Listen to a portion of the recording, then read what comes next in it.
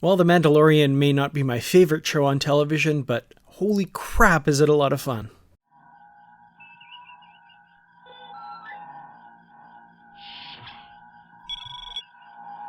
Hey folks, Dan Gunther here. Welcome to my review of the Season 2 finale of The Mandalorian, Chapter 16, The Rescue. Warning, as usual, for spoilers if you haven't seen this episode, probably more so than any episode I've ever reviewed on this channel. You definitely want to go watch it before watching this video. So everything comes to a head, of course, in this episode, wrapping up Season 2 just beautifully. We get the capture of Dr. Pershing aboard a Lambda-class shuttle. I got to admit, like, right from the get-go, just seeing that shuttle in this, I was excited because I love all the little continuity references and stuff, even to Star Wars, not just on my favorite Star Trek, but of course I'm a bit of a Star Wars fan as well, and I like all of those callbacks as well. So even just seeing that shuttle flying around, that was a lot of fun. But yeah, they capture Dr. Pershing, and immediately, I think one of the biggest highlights of this episode for me, until we get, of course, to what happens later, is this conversation between Cara Dune and one of the troopers flying the shuttles, one of the officers, and this discussion about the Death Star. And one of the biggest discussions in fandom that takes place, of course, is are the rebels war criminals? They killed millions of people aboard the Death Stars, right? So I love that that's been brought into canon now. That discussion's been actually acknowledged because, yeah, it's something, you know, we're not going to discuss that in this video, but it's something that I really appreciated about this episode. So like I said at the top of the video, this show is probably not my favorite. It's not the smartest show on television or anything like that, but it's a heck of a lot of fun. And this episode just really goes full bore on the fun aspects. We have the location of Moff Gideon, and we have Dr. Pershing, who is able to help guide them to where Grogu is being held. And they attack Moff Gideon's ship.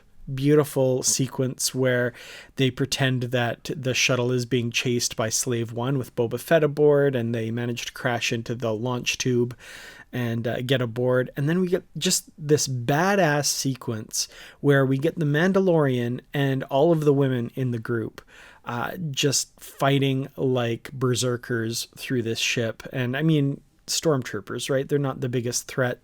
Mow through them pretty quickly, but we get the dark troopers, which actually are a threat. And I love that juxtaposition between the stormtroopers and the dark troopers, showing them to be a real credible threat. Of course, they're dealt with, most of them, right away, but they will return, of course. But even just the one that manages to get out of the bay and challenge the Mandalorian, we can see that it's a huge threat and something to really be taken seriously. So in this rescue, of course, we have Din Djarin, the Mandalorian, and his cadre. We have Cara Dune, Fennec Shand, Bo-Katan. Very welcome return of Bo-Katan here. I love her character. Really glad she got back for the finale. And of course, her sidekick, Cosca Reeves. Boba Fett flies off. His part is kind of done until the very end, the post-credit scene, which I hope you saw. If you didn't catch the post-credit scene, make sure to go watch that. And he's not in this part of the episode for a number of reasons, I think. But we get, you know, just these badass characters doing their badass things, cutting their way through this ship, splitting up. They're kind of the diversion while Din Djarin goes after Grogu. Unfortunately, Moff Gideon is with Grogu and they have to fight, which Bo-Katan does not want because, as we find out later, she wants to defeat Moff Gideon for control of the Darksaber. And if she doesn't do that, she doesn't get possession of it. And because Din Djarin defeats Moff Gideon, he gets control of the Darksaber, and now apparently Bo-Katan needs to challenge him for possession of it, and him just handing it over is not good enough. So that's all kind of left, though. That's set up for next season, apparently, because that doesn't get resolved in this episode. So the final bit of this episode is our heroes holed up in the bridge with the dark troopers having returned to the ship after being blown out into space and trying to get through the door where they and Moff Gideon are holed up. And it's the tension is really well done here. for the lack of threat that the stormtroopers are, the dark troopers are such a huge threat, and I really feel that tension as they're trying to break through. Meanwhile, of course, we see an X-Wing coming in and landing in the bay of the ship. And we get the sarcastic, oh, great, a single X-Wing, we're saved. And I love this kind of slow burn to the reveal of who is in the X-Wing, who, of course, as we all know by now, is Luke Skywalker, Jedi Knight. The slow burn was beautiful. We see the X-Wing, then we see the dark cloak and the dark costume, and then we see the green lightsaber, and then we see the one gloved hand versus the one ungloved hand. And of course, by now we know for sure it's got to be Luke. Oh, hi, Mark. But we still get the beautiful moment of the reveal, because up to this point we're still wondering, what's he going to look like? We're all doing the calculations in our head, right? This is 5 years after Return of the Jedi. You know, what are they gonna, is he going to be kind of grizzled? Is he going to have prematurely aged? But no, they did a fairly good job in de-aging him. I think he looks generally pretty good.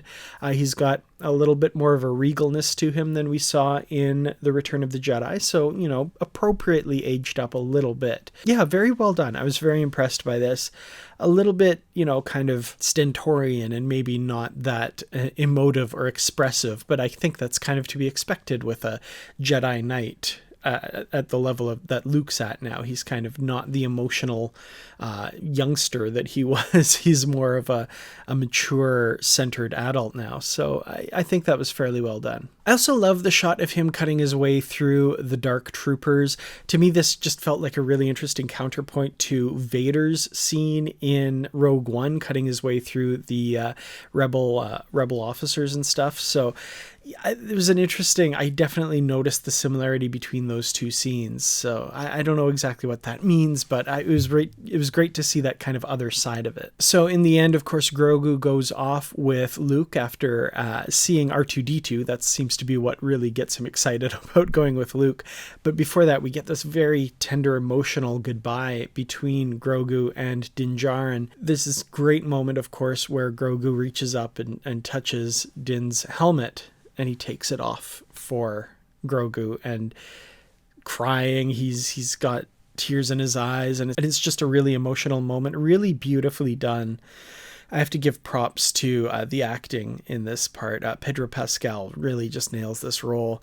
Everyone else kind of just a little relegated to the sidelines for this. This is their moment, right? So, but yeah, excellent way to end the episode.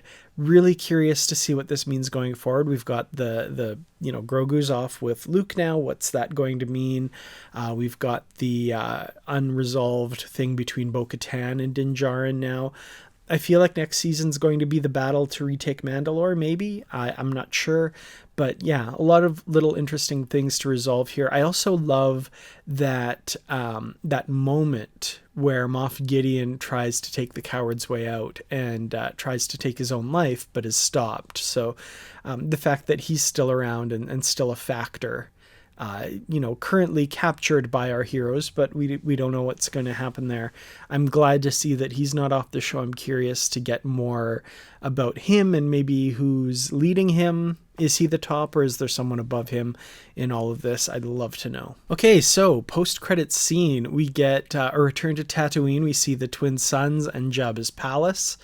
And we go inside and we see Bib Fortuna, Jabba's former right-hand man, sitting on his throne, now taking on some other aspects of Jabba. He's been enjoying his role there. But Fennec Shand bursts in, and Boba Fett shortly behind her. And it looks like Boba Fett is taking the Crime Lord's throne here. And we get a little taste, the Book of Boba Fett coming in December 2021. So an announcement of another new Star Wars show coming next December.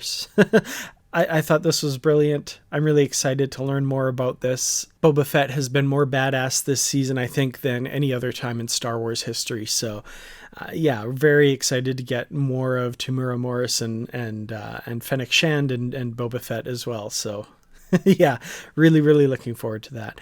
But, of course, I want to hear from all of you. What did you think of the resolution of Season 2 of The Mandalorian? Let me know in the comments below. Thank you, of course, to the Patreon supporters for all of their help in bringing these videos to you. I truly do appreciate it and could not do it without you. And to everyone else, thank you so much for watching. Let me know in the comments what you're most excited for with regards to Star Wars on television, because we've got a lot of new shows coming up. You know, the Obi-Wan Kenobi series I'm really excited about for sure. But I've really come to love The Mandalorian, and I think Mandalorian Season 3 might be what I'm most excited for. But we've got so much. We've got new films coming as well. Rogue Squadron, I'm very curious about. I'd love to watch that. But yeah, what are you most looking forward to? I'd love to know. Thank you again so much for watching. I'll see you in the next video. And until then, as always, may the Force be with you.